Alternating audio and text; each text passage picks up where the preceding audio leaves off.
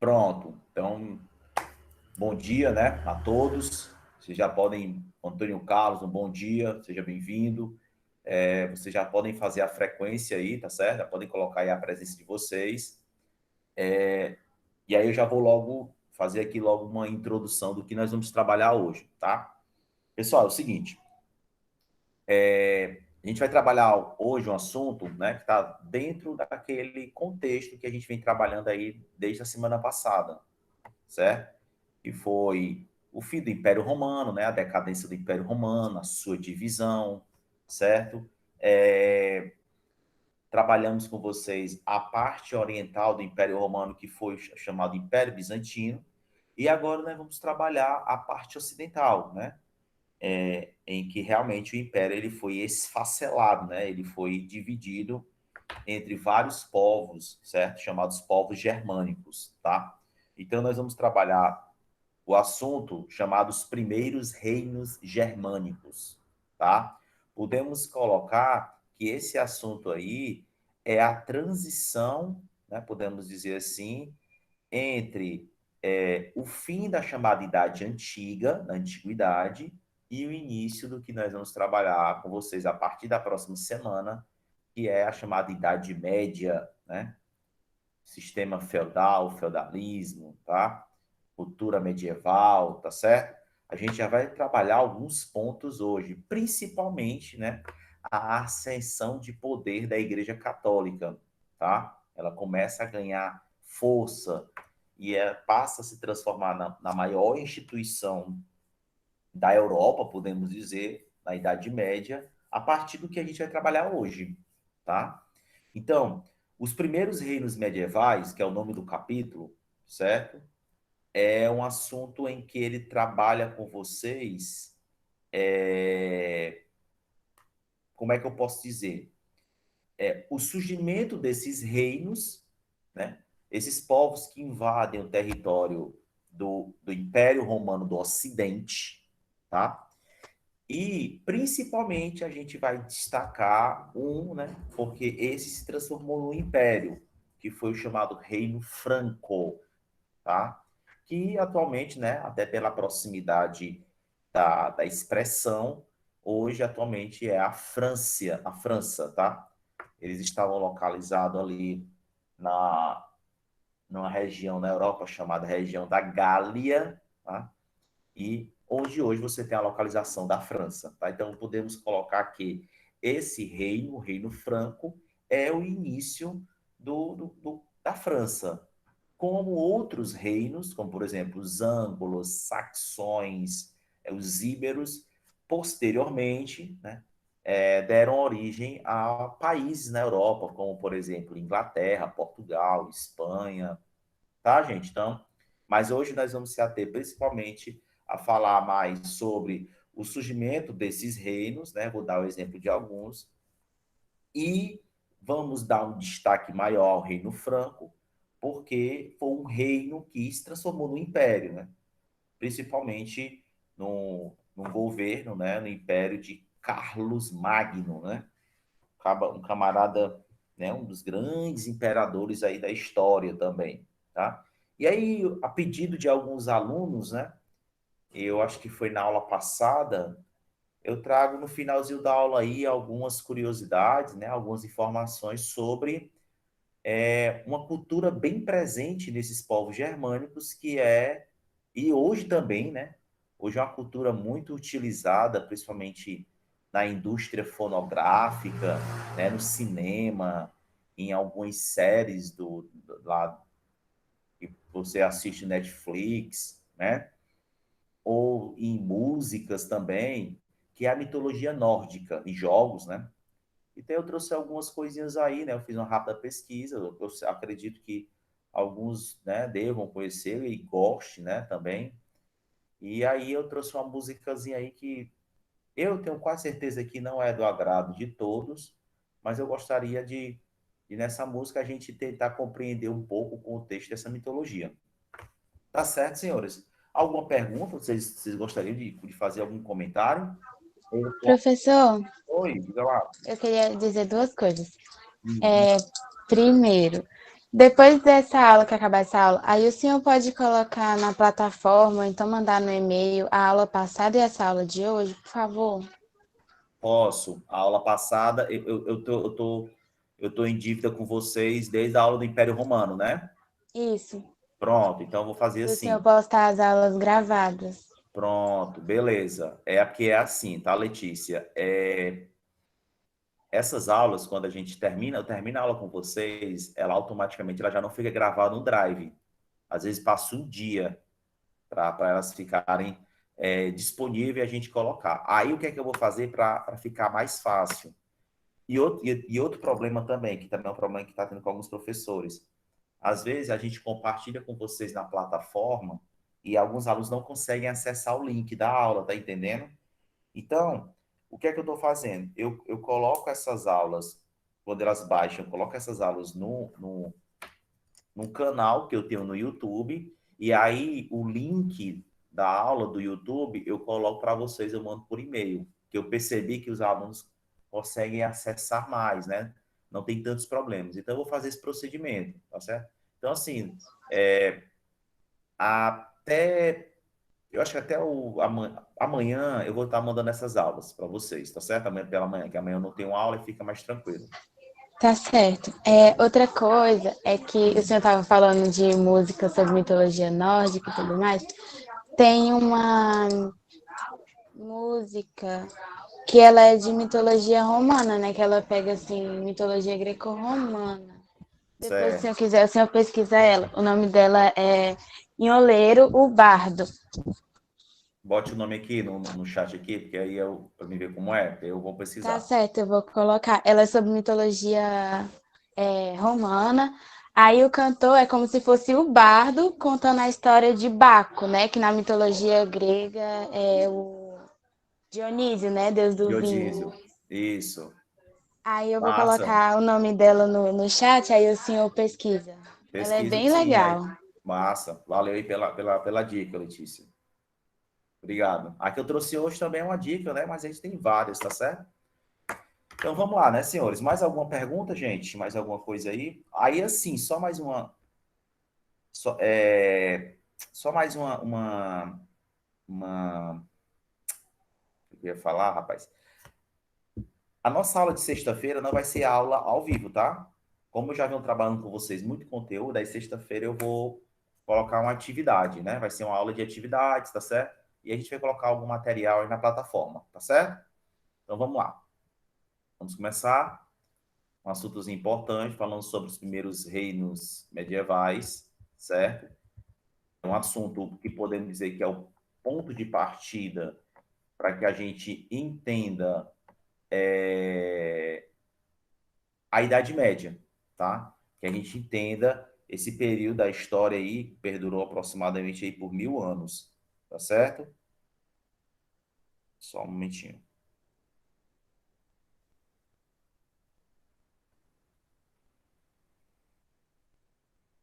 Vamos lá. Pessoal, o que é que a gente precisa entender desse assunto?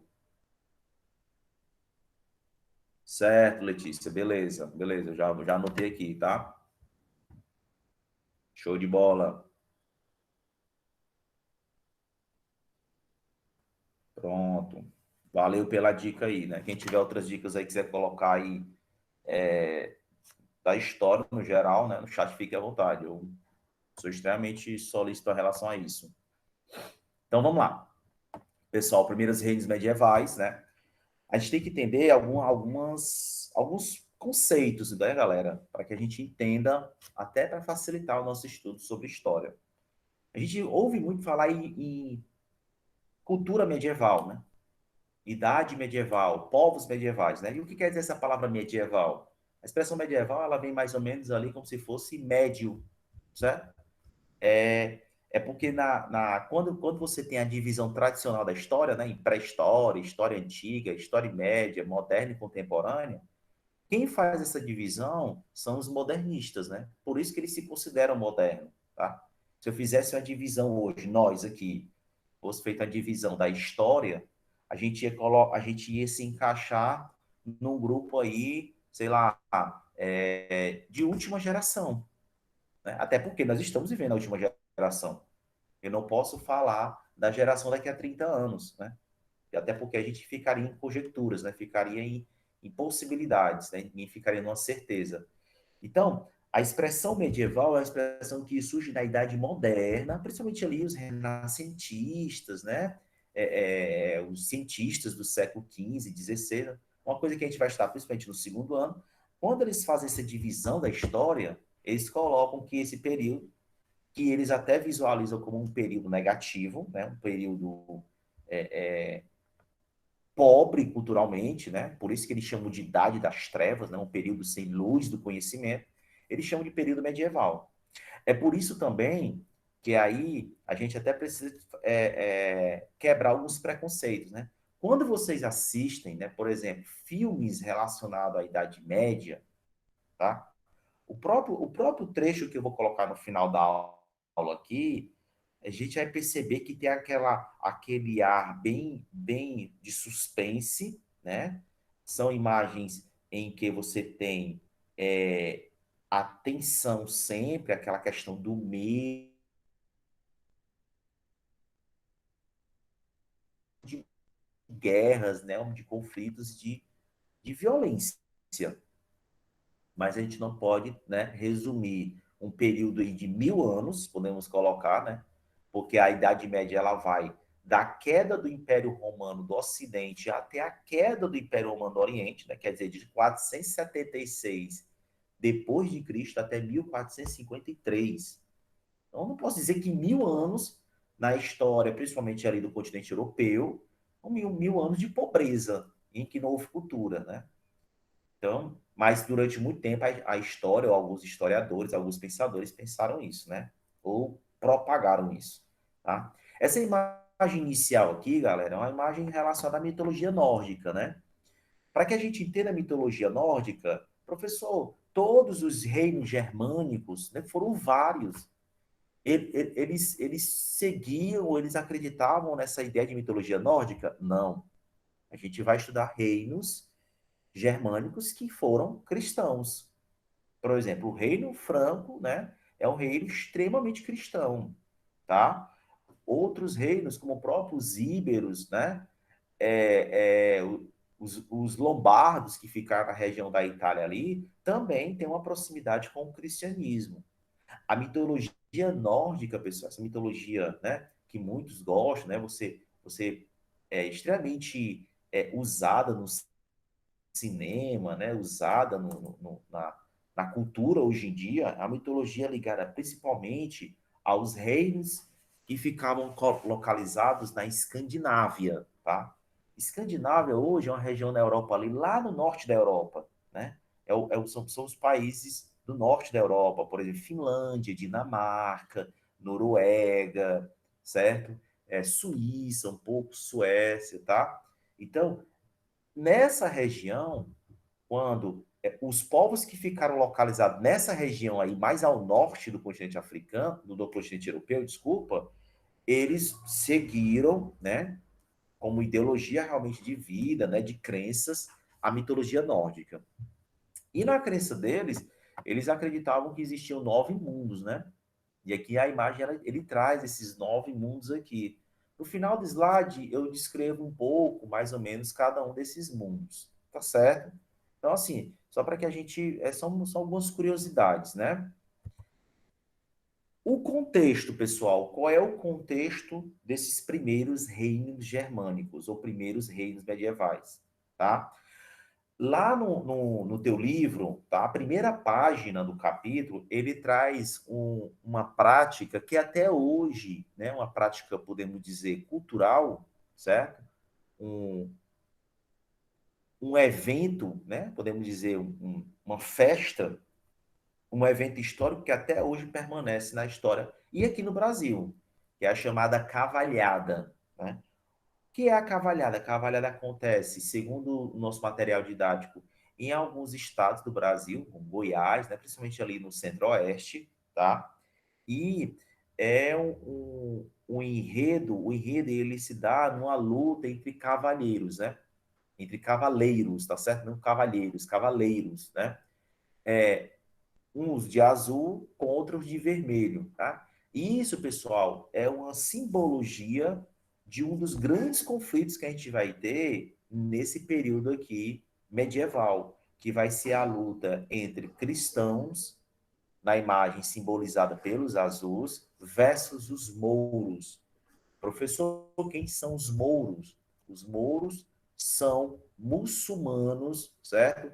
Que quando a gente tem aí mais ou menos no século 8, 9 depois de Cristo, a expansão do islamismo para a Europa, certo? Esses islâmicos que chegam à Europa, eles são chamados de mouros, tá?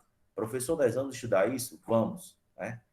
Eu acredito que daqui, né, passando essa semana que vem na outra, pode ser até que seja até uma aula presencial já, eu não sei, né? Porque ninguém sabe como é que vai transcorrer isso. A gente vai trabalhar com vocês a chamada expansão árabe, tá?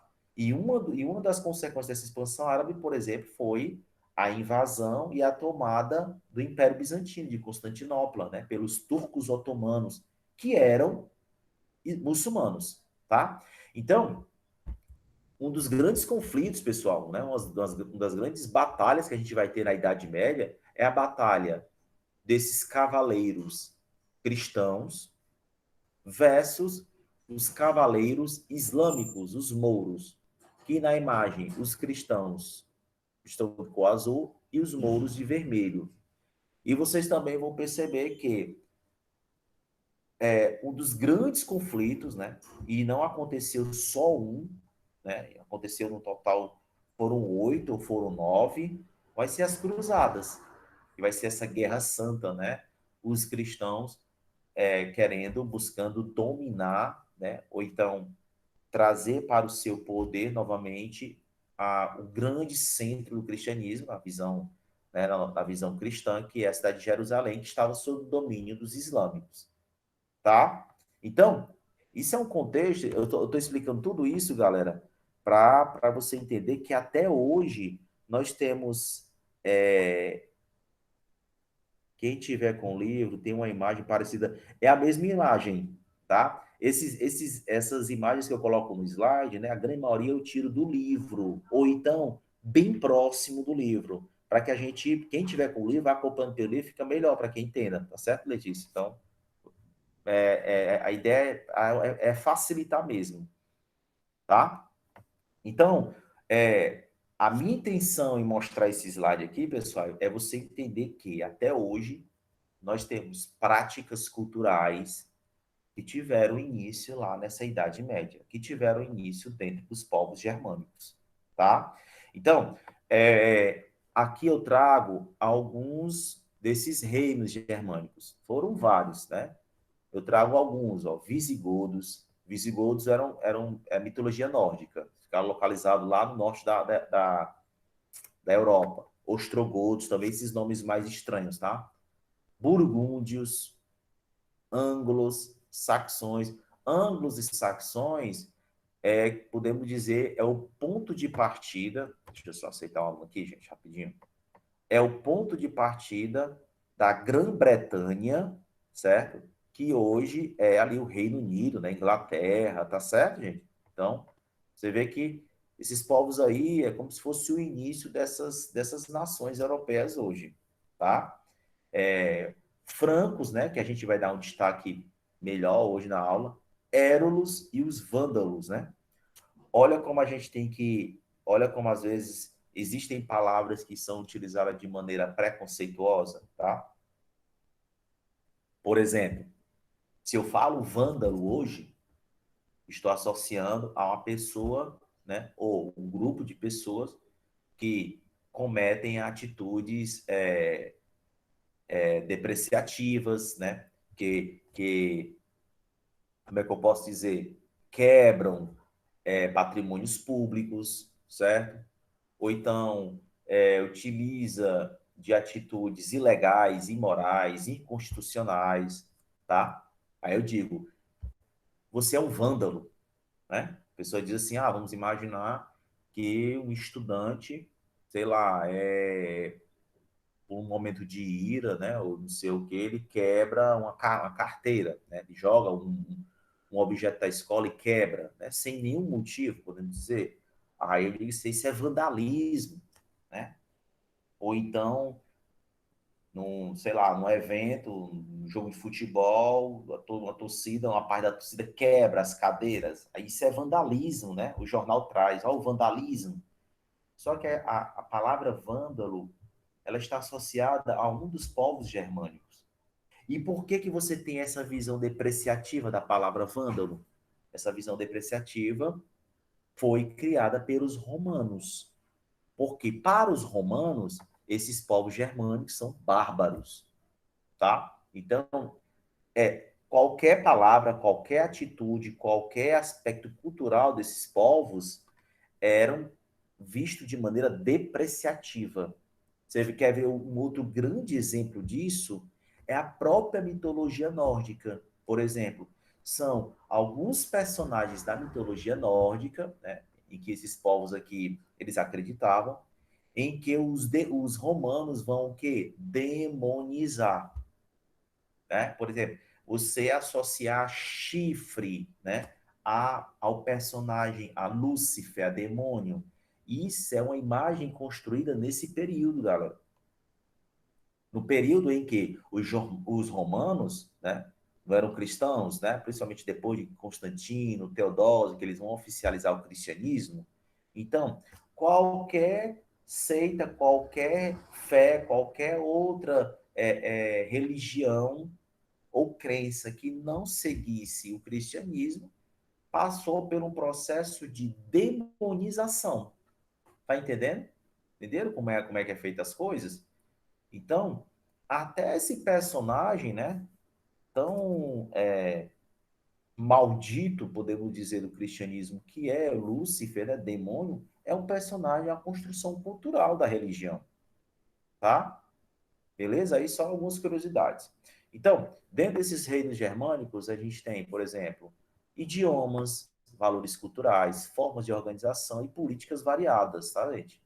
Você tinha, por exemplo, aqui pequenos reinos, você tinha aqui, por exemplo, reinos um pouco mais fortalecidos, você tinha dentro desses povos, no caso, os francos, chegou a ser um império, com duas dinastias, né? A dinastia Merovingia e a dinastia Carolíngia, a gente vai falar um pouco mais à frente, tá?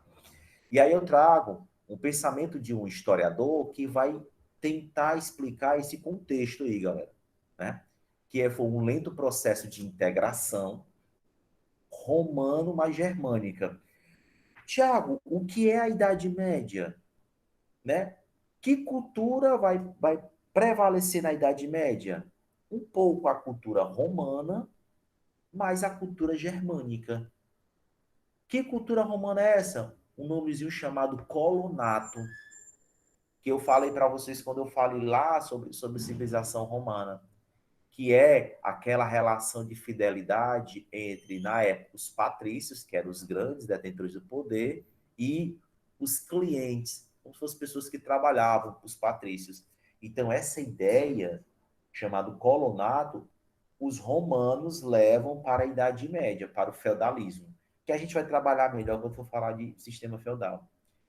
E qual é a participação germânica aí? A participação germânica é principalmente em relação à segurança. O nomezinho chamado de comitatus. É como esses reinos, né? Que estratégia esses reinos utilizavam para fazer a sua segurança, tá? Criação de grupos de cavalarias, né? Criação, e aí é uma coisa que vai se destacar muito nessa época, de grandes castelos, certo? Até como, porque o castelo tem como função social segurança, tá? Então, o Perry Anderson, né, que é um historiador, ele vai dizer que o que nós vamos estudar lá na Idade Média, galera, tem a influência da cultura romana, mais a cultura germânica. Beleza? E aí, dentro desse contexto, a gente já tem, aqui não é reações de dependência, tá? Eu errei aqui. Relações de dependência. Deixa eu ver se eu ajeitei aqui rapidinho, peraí. Foi mal, que aqui faltou um R, né? Pronto. Relações de dependência, certo? escreva somente o L minúsculo.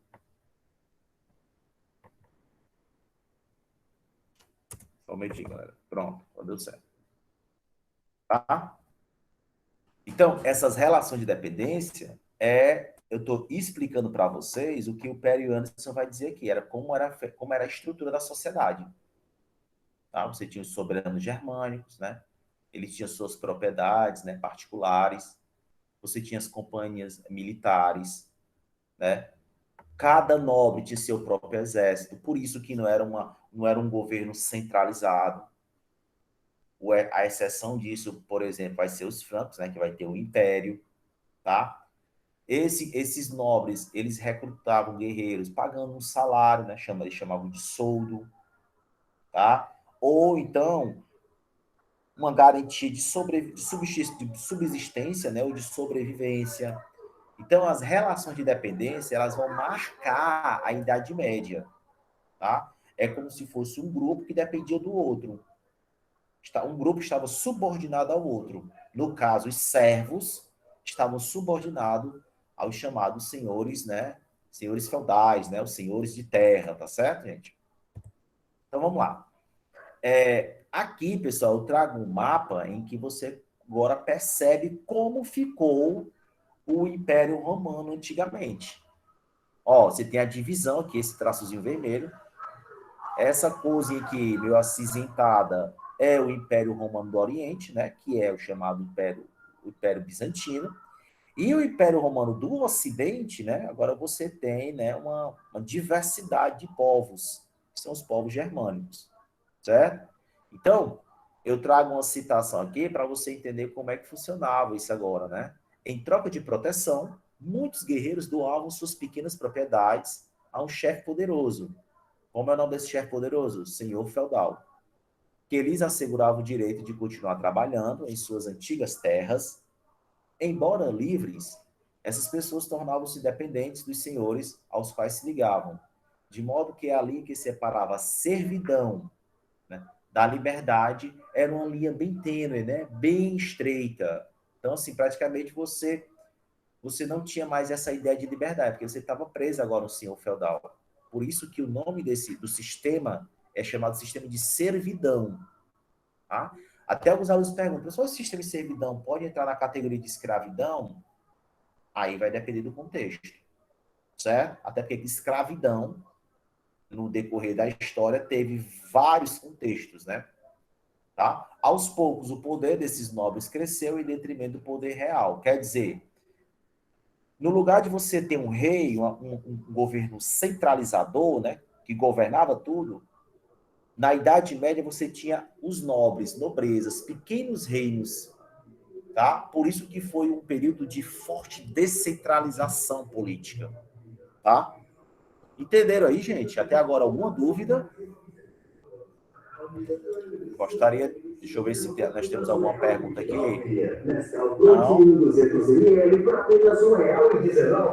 É uma droga ou um negócio que faz...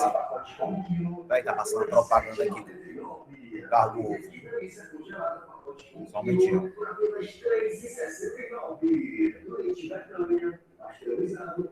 Letícia, eu não entendi isso aqui. É uma troca ou negócio que faziam? Você está falando em relação aos senhores feudais e aos servos? A gente pode dizer que foi um negócio. Pronto, pode dizer que foi um negócio, beleza. Mas, aí você fala assim, mas por que o senhor feudal ele vai doar aquele pequeno posse de terra deles em troca de quê? Tudo bem. Mas às vezes o negócio, será que você tinha o benefício de ambos, né? Para o servo, era uma forma de proteção. Até porque nós estamos no período, pessoal, que você tem conflitos, né? Você tem pequenos grupos querendo dominar outras regiões. Então, o servo desse, para ele se proteger, né? Que aí eu concordo com o psicólogo aqui, o benefício deles, né, do servo, era doar a parte de sua terra para o senhor feudal. E o senhor feudal, nessa relação de dependência, né? Que é chamada também de relação de fidelidade, o senhor feudal entrava nessa fase para fazer a proteção do servo. Mas, indiretamente, essa terra do servo agora estava sob o domínio do senhor feudal. Tá? Não era escravidão, pois os trabalhos eram menos pesados. Beleza. É como eu te falei, né? Como eu falei, a expressão, o significado de escravidão, ela tem muitos durante a história. Tá? Então é melhor, né? Eu acho que é mais conveniente a gente associar esse período como isso, como um período de servidão, tá? Então não é melhor você usar a palavra. Vamos imaginar que na prova, na questão da prova pediu assim. Qual era a mão de obra, né? Podemos colocar assim, durante a Idade Média, servidão, tá? Então, porque o papel do escravo ele tem muitos, né? Ele podia ser, como você coloca aqui, durante a Roma, ele pode ser um prisioneiro de guerra, ele pode ser um endividado, né? Então, beleza? Escravo em Roma poderia ser uma pessoa mais confiável do senhor. Também, porque exatamente, porque como ele era endividado, então ele trabalhava ali, né? Então não era perfeitamente. Vamos pensar assim, não era aquele escravo que a gente tem, por exemplo, no Brasil colonial, que é uma mercadoria. Eu compro ele, tá? Eles ganhavam parte do que produziam na escravidão, não se ganha nada, perfeitamente. Então, vocês estão dando exemplos de que a expressão escravidão, para falar da Idade Média, é uma expressão inadequada, beleza? Então, por isso que a gente fala naquela pirâmide social de que senhor feudal, clero e servo. Beleza, gente? Aí, ok? Podemos continuar? Massa. Mas aí é bacana que a participação de vocês. A gente agradece porque tira, né? Isso, tinha um pedacinho da terra, perfeitamente. Tinha, os servos tinham, né? Pagavam alguns impostos, só que também era assim. Por exemplo, eles pagavam talha, banalidade, que é uma coisa que a gente vai falar sobre Idade Média, melhor, sobre feudalismo, que é pagar impostos para, por exemplo, alugar ferramentas, sabe? Pagavam o que eles arrecadavam ali, o que eles extraíam da terra. Uma parte ia para o senhor feudal, uma parte ficava com eles, mas essa parte que ia para o senhor feudal é o imposto também. Né? Pagavam impostos à igreja, né?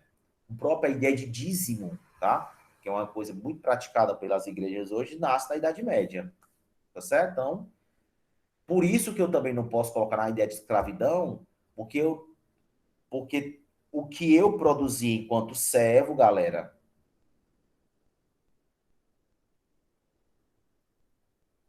professor, nessa época era possível você se tornar nobre, você sendo tipo servo, é isso? Plebeu em Roma, tá? O plebeu, Tiago Plebeu poderia se transformar num patrício? Não. Mesmo as leis plebeias, né? A lei da 12 tábuas, né? Ele poderia se relacionar com o patrício, mas ele nunca seria um patrício, tá? Agora, por exemplo, na Idade Média, um servo se transformar um nobre, um servo, não, um plebeu se transformar num patrício, ele poderia se relacionar, Letícia, tá entendendo? Não, tudo bem, como eu tô falando, ele poderia casar, tá? Mas entenda, Professor, o que eu estou dizendo é porque ela ah, perguntou se um plebeu, no caso aí um servo, pudesse se transformar num nobre. Tipo, foi isso que eu entendi. Aí eu tô dizendo que só se fosse por meio de um casamento, mas como a maioria dos casamentos, quer dizer, todos, vamos dizer assim, eram arranjados, porque os nobres sempre queriam mais poder, né? Os casamentos eram por questões políticas, aí não seria possível. eu sei, eu tô entendendo, mas Mas a diga lá. professora disse que raramente isso acontece, mas ela disse que não era impossível, era difícil, mas não impossível. Não era como o sistema de castas, que é impossível. Não entendi. Gente, na aula de sociologia, a professora estava explicando sobre os tipos de sociedade. A gente tem a sociedade estamental, estratificada e a sociedade de castas. Na aula Certo. passada, a gente viu sobre a sociedade de castas, que era impossível a mobilidade social. Mas ela disse, entrando no Hum, contexto de idade medieval, que era possível, por meio de casamento, você, um comerciante ou um plebeu, alguém que tivesse feito alguma coisa, se fosse de interesse do nobre, ele poderia se casar e se integrar na sociedade nobre. Ele ganhava o título, mas assim, era raro. Mas ela disse que não era impossível. Minha opinião, eu acho isso impossível, porque em todos os filmes que eu assisti, certo. não aparecia nada. Eu não sei de onde é que um plebeu se tornava nobre, mas ela disse que era possível. Eu acho que em contexto político ou Eu acho que na econômico. Idade Média isso não funciona, porque na Idade Média a gente tinha o senhor feudal, o clero e os servos. Não tem como um servo virar um nobre, ou então uma pessoa do clero virar, tipo, meio que da família do senhor feudal. Acho que não daria certo. Talvez um comerciante, se ele tiver muito dinheiro e for de interesse do nobre, já que no final da Idade Média, quem dominava o comércio era a burguesia, a nova classe social. De certa forma, eles tinham mais poder até que os próprios nobres. Mas aqui a gente está falando do feudalismo. No feudalismo não tinha comerciante, tinha o senhor feudal, o clero e os servos. Bem, acontece no período da Idade Média. Eu não sei se isso foi possível ou não. Eu só queria testar uma curiosidade, já que eu não sabia de qualquer Não, maneira. bacana, a discussão é Foi bacana. legal, foi legal. É legal. Pô. Legal, legal. Porque aí, assim, ó, entenda. Quando eu falo, uma das características da Idade Média, que é um assunto que, assim, quando eu for trabalhar com vocês na próxima aula, a gente vai focar mais nisso. Mas uma das características da Idade Média é, como é que eu posso dizer? É a sociedade estamental. O que é que essa sociedade tem como princípio? Praticamente não tem mobilidade social, tá? Tiago, não tem de jeito nenhum. Aí a gente tem que ter um cuidado que eu não posso generalizar na história, pessoal. Eu não posso dizer que uma sociedade nunca houve isso, tá? Eu não posso dizer que, na sociedade tal, nenhum plebeu ou nenhum servo entrou na categoria e passou a ser nobre. Ou então, eu não posso dizer, por exemplo, que na sociedade romana nenhum plebeu passou a ser patrício. Agora, né? Pelo como funcionava a estrutura social, galera, tá? A estrutura social mostrava o quê? Que como era uma sociedade estamental, isso quer dizer o quê?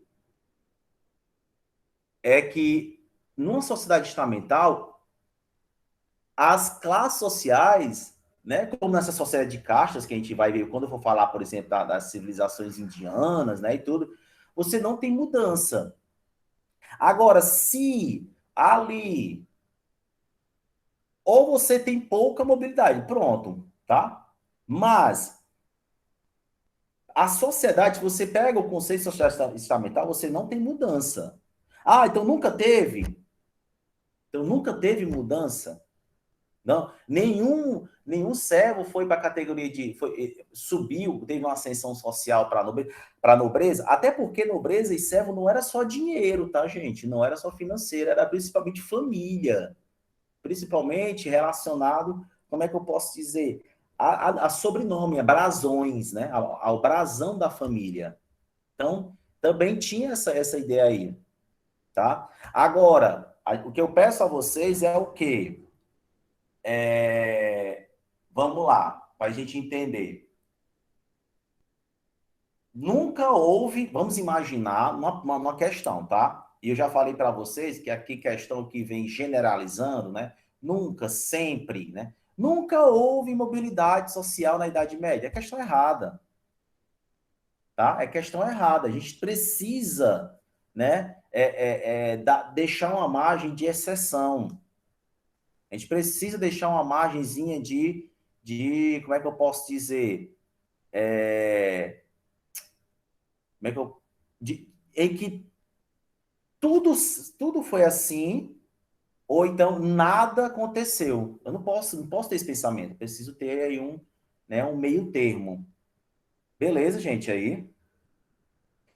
Perfeito. É porque também tem a questão da religião, karma, né? Isso faz em relação à sociedade de castas, tá? Então, mas é uma discussão Professor, bacana. mais uma dúvida. Ah, Voltando aqui no que a Letícia Mota estava dizendo.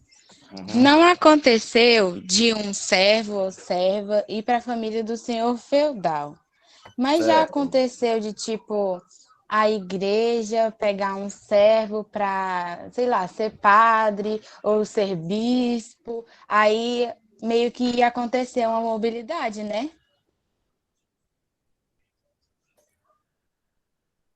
Mas aí no caso, deixa eu só um minutinho aqui, só um minutinho. Eu vou responder você.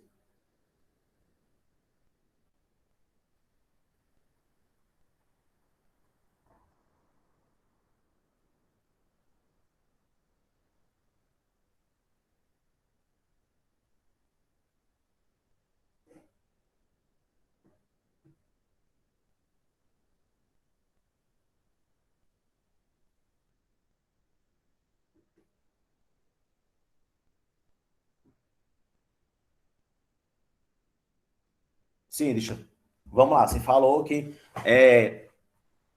sei lá, um servo, né? Só um exemplo. Ele entrar na categoria de, sei De lá. clérigo, Mas aí, no de caso, ir para o clero, né? por clero, beleza. Pode acontecer? Pode. Difícil nesse período? Muito difícil, tá? Muito difícil.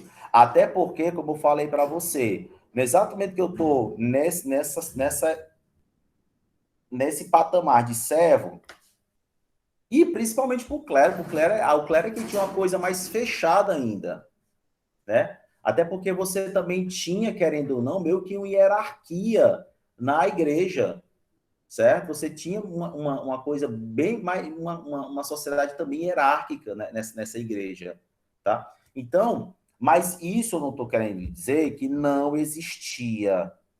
Isso eu não quero dizer que não como é que eu posso falar? Que nunca aconteceu. A gente precisa, pessoal, entender, e aí é extremamente bacana esse posicionamento de vocês, a gente precisa entender o quê? A gente precisa entender que nenhuma sociedade na história, certo? Ela, ela constrói as suas ações com verdades absolutas, ou então com ações absolutas. Nenhuma sociedade na história. Eu não posso dizer que a sociedade tal sempre se comportou desse jeito, ou mesmo num período. Vocês estão me entendendo? Eu preciso entender, eu preciso compreender que eu tenho exceções, tá? Então, é por isso que hoje em dia, quando a gente traz algumas características das sociedades, na Idade Média, né, ou qualquer outra sociedade, a gente não vai trabalhar com a ideia generalizando, certo? Que essa sociedade sempre foi assim, tá? Ah, professor, pode acontecer um caso? Pode, mas é extremamente restrito. É extremamente difícil. Entendeu aí, gente? Mas é uma Entendi, discussão entendi. bacana. É uma discussão bacana. Tá? Então vamos lá.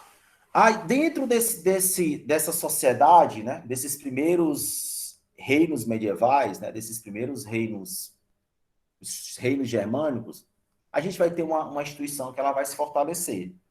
Até porque ela já tinha se fortalecido já no,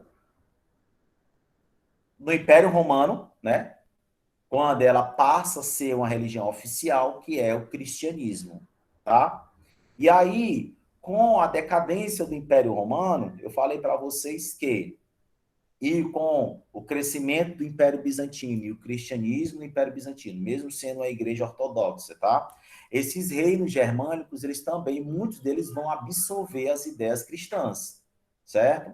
Então, em que contexto essa igreja ela vai se fortalecer? Ela vai se fortalecer no enfraquecimento do poder real, no fortalecimento da nobreza, porque muitos desses nobres, para fortalecer, para ter essa ascensão, eles vão também se agarrar ao poder da igreja. Então, você tinha um benefício mútuo aí, tá?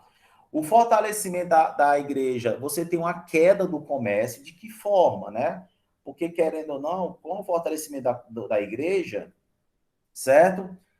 Os comerciantes que eu tinha ali no Império Romano, tá? Ou até o comércio que existia muito pelo mar Mediterrâneo, ele vai ter uma queda, tendo em vista que agora são vários reinos germânicos e é um período de muitas turbulências, de muitos conflitos, certo? Se eu tenho uma queda do comércio, pessoal, eu tenho um processo de ruralização da sociedade, né? O que é isso? Com o aumento, com a intensificação da violência entre esses povos, né, por dominar outros povos, né, os povos, né, as pessoas temerosas, elas vão para a zona rural, elas saem desses centros, por isso também que você tem a quebra do comércio, né, então uma coisa está ligada à outra, tá, e elas vão para a zona rural, tá, e pessoal, querendo ou não, um dos pilares em que você tem um fortalecimento do poder da igreja, um dos pilares é o temor do povo. Quando é que a igreja católica, a igreja cristã, em que pilar, né, em que ideia de sociedade ela vai crescer? Ela vai crescer numa sociedade, um período em que o povo ele está extremamente temeroso, né? Por causa das guerras, por causa das epidemias, e aí o maior exemplo, né? A peste bubônica, né? Também chamada de peste negra, tá? Que aí é um nome preconceituoso, né? É a expressão bubônica, certo? Fome, tá? Então é um período em que o medo pela vida faz aumentar o poder espiritual da igreja.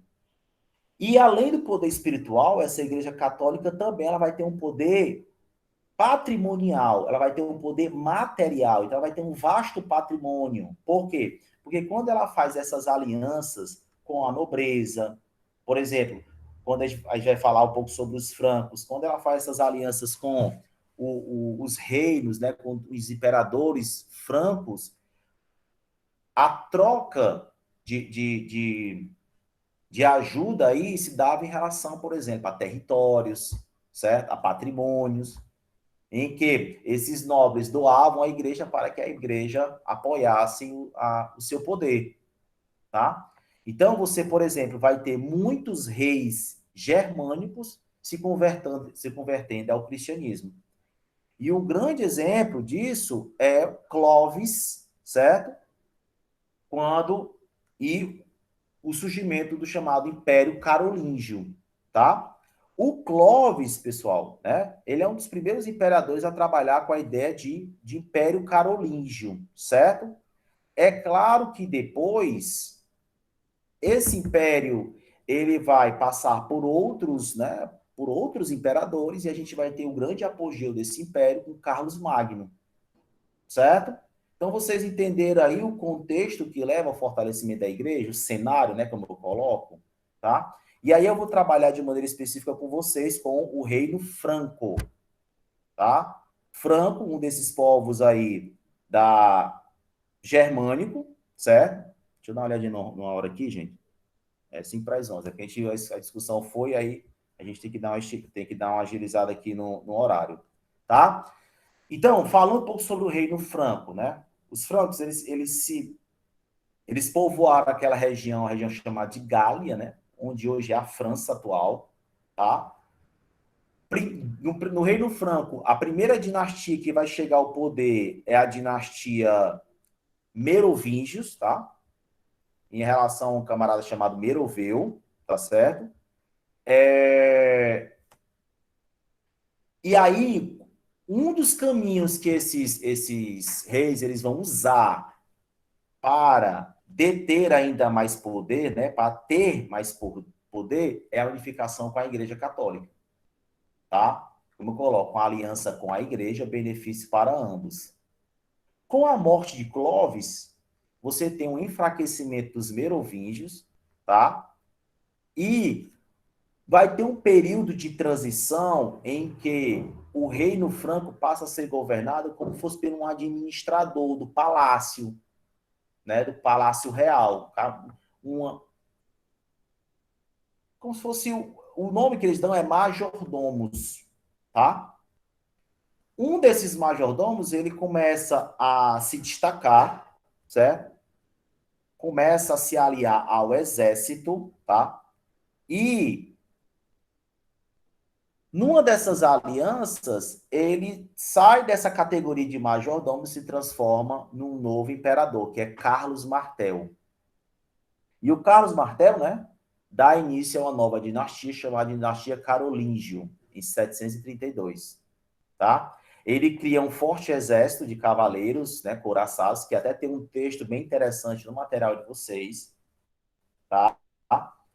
E ele vai participar, né, o Carlos Martel, com esses cavaleiros, de uma batalha que vai ser extremamente importante para ele ascender e se transformar em imperador, que é a Batalha de Poitiers, tá? Essa Batalha de Poitiers foi um conflito entre os francos versus os mouros, porque nesse período os islâmicos eles estão dominando, invadindo a Europa. E quando eles tentam entrar na região onde estão localizados os francos, aí você vai ter esse conflito, tá? O exército de Carlos Martel consegue destruir os francos, não deixa eles invadir, certo? E isso vai fortalecer ainda mais a dinastia carolíngia, tá? Então essa dinastia carolíngia começa como um primeiro imperador, um camarada chamado Pepino III, né? Também chamado de Pepino Breve, certo? Pepino, para ter ainda mais o poder da igreja, ele vai pegar uma região onde hoje é a Itália, né, a Península Itálica, e vai doar essa região para a Igreja Católica. E lá a igreja vai criar os chamados estados pontifícios, tá? O que é isso, Tiago? Estados pontifícios? É o estado da Igreja Católica, que perdurou, galera, até a unificação da Itália no século XIX, tá? Então, você percebe que essa aliança entre esses reinos e a Igreja Católica favorece ambos, tá? Principalmente quando eu falo do Reino Franco. E aí, podemos dizer que o período de maior apogeu do Reino Franco foi no Império Carolíngio de Carlos Magno, tá? Porque é um período que você dá uma olhada aqui, ó, nesse mapa que eu coloco aqui ao lado, você percebe uma rápida expansão territorial. As regiões em que o Carlos Magno domina, que é essa regiãozinha aqui, né, essa corzinha róseo, tá? Ele vai converter a população ao cristianismo. Olha aqui, por exemplo, aqui onde eu estou passando o mouse, ó. Essa região aqui, pessoal, é a região em que prevalece a mitologia nórdica, tá? Então, quer dizer, o Carlos Magno domina essa região e estabelece de maneira forçada o cristianismo, certo? E aí o que é que vai acontecer? Vai se estreitar as relações com a Igreja Católica, tá? E a pergunta é, como é que esse grande império carolíngio ele vai entrar em decadência? Claro, com a morte de Carlos Magno, tá? Antes da morte dele, que eu vou falar aqui do fim do império, ele traz grandes, podemos dizer, grandes invenções né? Ou um grande crescimento para a questão cultural, o chamado Renascimento Carolíngio. Criação de escolas, né? As chamadas escolas palatinas, né? Aí eu até trago um trechozinho aqui do livro que ele fala, ó, o projeto educacional previa, além do estudo da Bíblia, o ensino da gramática, retórica, dialética, matemática, astronomia, música e medicina. As disciplinas tinham por base textos clássicos da antiguidade, como as do pensador romano Cícero, certo? Dos filósofos Aristóteles, tá? Preparava-se dessa forma o caminho para o surgimento das primeiras universidades europeias, tá? Então, galera, quer dizer, o surgimento das primeiras universidades, que é ali no século XI, XII, XIII, tem como ponto de partida o investimento que Carlos Magno, né, traz para essa questão da renovação cultural, certo? Trabalhando temas, podemos dizer, que não eram trabalhados, né? Pensadores, filósofos romanos, Cícero, né? Aristóteles, tá certo? Então, isso também foi uma grande... Até porque na ideia dele era o quê? Ele precisava enriquecer culturalmente, principalmente a sua base, né? A sua, a sua nobreza, como forma também de proteção, como forma de evitar, por exemplo, conflitos internos. O problema é que a gente vai ter um detalhezinho que é o quê? Ele não se preparou com o seu sucessor, certo? E aí, o que é que vai acontecer? Com a morte de Carlos Magno, todo o império dele foi dividido num tratado chamado Tratado de Verdun, certo? Em 843. Foi dividido entre seus filhos, né? E aí, qual é o problema? É que nessa divisão levou a conflitos internos e levou ao enfraquecimento do poder central, né? A falência da centralização política dos reinos e a falência do reino. Aí é que eu quero que vocês prestem atenção, e aí eu estou praticamente finalizando. A falência do reino franco, podemos dizer que foi o ponto de partida para a Idade Média, para o surgimento da sociedade feudal, tá? Porque a falência, a decadência desse poder levou a aumentar o processo de ruralização da sociedade, né, e levou a toda uma ruralização ao início de um feudalismo que a gente vai ver aí nas próximas aulas, tá? Aí eu trago algumas curiosidades sobre mitologia nórdica, né? Principalmente em relação àqueles 9 mundos, né, que eu coloquei no início do slide, e também os deuses, né, da mitologia nórdica, tá? Aí assim, gente, como o nosso horário aqui ele já está um pouco esticado, eu prometo a vocês que eu falo um pouquinho sobre e a música aqui, quando eu socializar o material com vocês, aí eu coloco a música, né? Vocês vão ter acesso à música, tá certo? Ou então eu prometo aí na próxima aula a gente comentar um pouco mais sobre isso. Mas aí eu gostaria, né? Que eu acho que é o ponto central da nossa discussão aqui. Beleza, com certeza, Alisson. A discussão aqui tá boa, viu? Vamos ver aqui. Eu tô olhando. Beleza, nada. Também acho massa esse debate, isso é bom. Faz com que ela tenha mais dimensão, com certeza. A gente ir além do livro didático, né? Pessoal, a história é uma disciplina de debates, né? A gente precisa entender isso, tá? Eu não posso ficar restrito a, por exemplo, a uma verdade absoluta. Uma das coisas que mais a história combate é a verdade absoluta, né? Nós temos verdade, nós temos pontos de vista, nós temos várias possibilidades. Eu não posso ficar restrito a... Por exemplo, você falou do livro didático. Eu posso ficar restrito ao livro didático só? Não. Eu tenho que ver outras versões. E eu vou ser até sincero com vocês. Se você tiver um olhar mais crítico na história, a gente teria uma sociedade menos polarizada. Porque o que é que leva a uma polarização da sociedade? Ou o lado A ou o lado B lutando por verdades absolutas. E esquecendo que você tem um contexto, né, uma diversidade de pensamentos dentro da sociedade. É só você pegar como maior exemplo, para me fechar aqui a discussão, né, dessas opiniões, e eu parabenizo, né, eu acho que a aula tem que ser assim mesmo. Ainda bem que a aula está gravada, ainda bem que a aula está gravada, porque eu vou ser bem sério, esse debate aqui, do chat aqui, eu vou mostrar para a coordenação, olha, uma aula dá certo, né? E a gente tem que entender o quê? Eu não tenho verdades absolutas, né, na sociedade. Quem é o protagonista da história? É o ser humano. O ser humano ele é diversificado, cara. Ele tem várias formas de pensar. Eu trabalhei com vocês aqui em várias sociedades, com várias culturas, com várias formas de pensar diferentes, com várias opiniões, várias crenças, né? A gente não pode esquecer disso. Pessoal, alguma dúvida?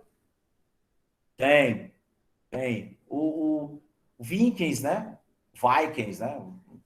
Falando em inglês, Viking, é mitologia nórdica, tá, Letícia? Muito massa. Esse vídeo que tem aqui, perfeitamente. Acho que tem outros também.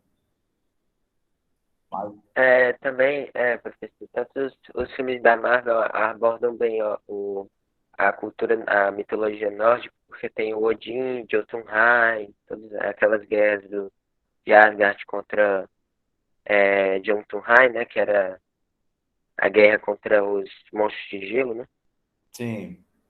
E também tem um livro, eu acho que não é nem muito de mitologia nórdica, mas é falando da história dos vikings, parece, e que é Crônicas Saxônicas, que Sim. que é uma série de livros contando realmente a história de como aconteceu, que a Inglaterra queria dominar o território, né? Tipo, vivia fazendo guerras contra os vikings e vice-versa. Não, você tem muitos. Você tem muito material falando sobre a mitologia nórdica. Como eu falei no começo da nossa aula, né? É uma cultura que está sendo extremamente usada na indústria fonográfica, né? Na indústria musical, certo? Nas séries, até porque é uma mitologia extremamente rica, né? A gente tem que Sim, entender que mitologia grega, mitologia romana, mitologia egípcia, né? Mitologia nórdica, a nossa mitologia, né? realmente. Eu acho que é uma coisa que poderia, É, poderia ser trabalhado mais, certo? A gente chama, eu sim, acho que até de maneira pejorativa de folclore, né? Mas é uma mitologia que tem que ser pois trabalhada é. mais também.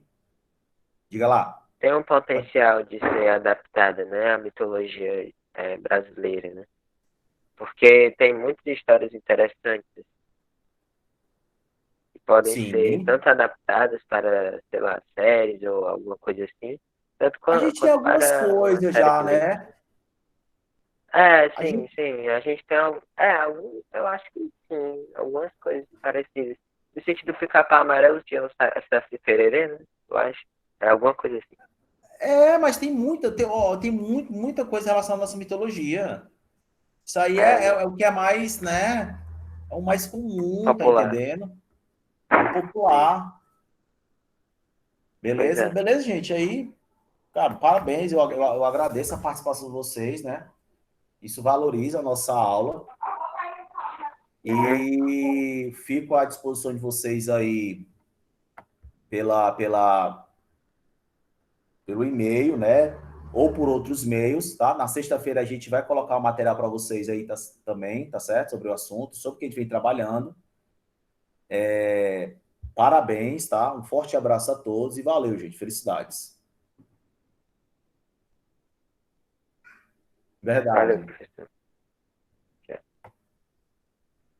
Valeu, gente. Valeu. Parabéns, tá? Obrigado aí. Até a próxima aula.